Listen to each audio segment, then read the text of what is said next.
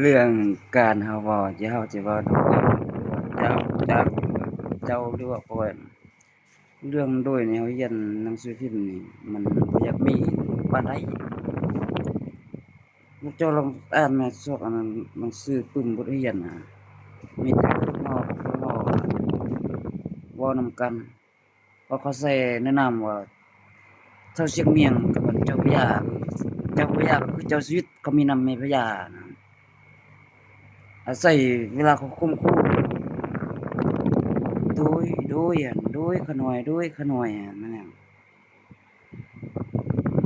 ความจริงคันเจ้าชีวิตรอดมาเฮาเนาะเอ่อแกทำอะไรคันเฮาเฮ็ดดีเว้าอื้ออึงกูสุนทรก็มองว่าโดยขะหน่อย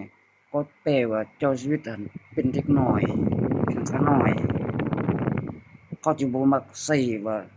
ก็ค่อยเขาจะบ่ลืมว่าโดยแม่นเจ้าก็อ่านแม่นหนังสือพิมพ์มันบ่ละมีได้เขาส่วนหลายเขาก็เอิ้นเจ้าเจ้าหรือว่าข้อยคันว่า ใส่แบบกำกันไว้ๆก็เอิ้นเจ้าอายได้แล้วได้อายมันบ่ลำมีเด้ซุมเผ่าเฮาหมู่เฮาจะบ่ลำใช้ว่าโดยแม่นยังเพราะนำอันโดยขาน้อยบางเทื่อก็ปีน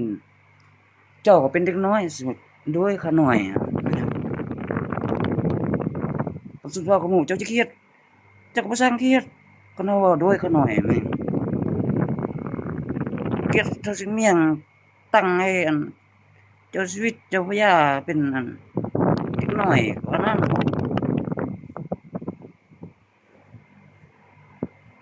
อันนั้น เพิ่นผู้ใดอันลูกแข้งลูกขาคือพรรคการเมืองก็อยู่ได้อันดีๆได้เข้าคุกคือเขาจับอันนักการเมืองผ่านชีวิตบ่มาแก้ลูกแข้งลูกขาอันเชื่อเจ้าชีวิตแม่นอันใดคันผู้ฉลาดนี่เขาบ่วนเขาค่อยจะเอาเรื่องค่อยๆไปค้าขายแนวอื่นนั่นถ้าวนคันเจ้าเอาเงินมาค่อยไปยุไปค้าขายแล้วค่อยสิเอากำไรส่งคืนให้เจ้าพอแล้วอย่าไปวน แนวเฮามันถูกเขาบีบใส่เครื่องไม่ได้บีบกลางคืนบ่ลงไปวัดนี่เฮาก็บีบเราทันทีเฮาบ่ว่าหยังอิหยังอยู่ๆมาบีบเฮามาให้หยังว่าไปกินข้าวอยู่เรือนเมียว่ามาแม่อ้าวสองผัวเมียเขาไปกันเรื่องหยังแต่บ้านเฮาบีบแท้บีบเฮาไปเว้านำเลาว่าเรื่องเครื่องเรื่องของมันแพงเลยว่าเขาเป็นพี่น้องเขาอยู่กันพิเทศแต่เฮาบ่อยากเว้าเป็นหยังเรามาบีบเฮาก่อน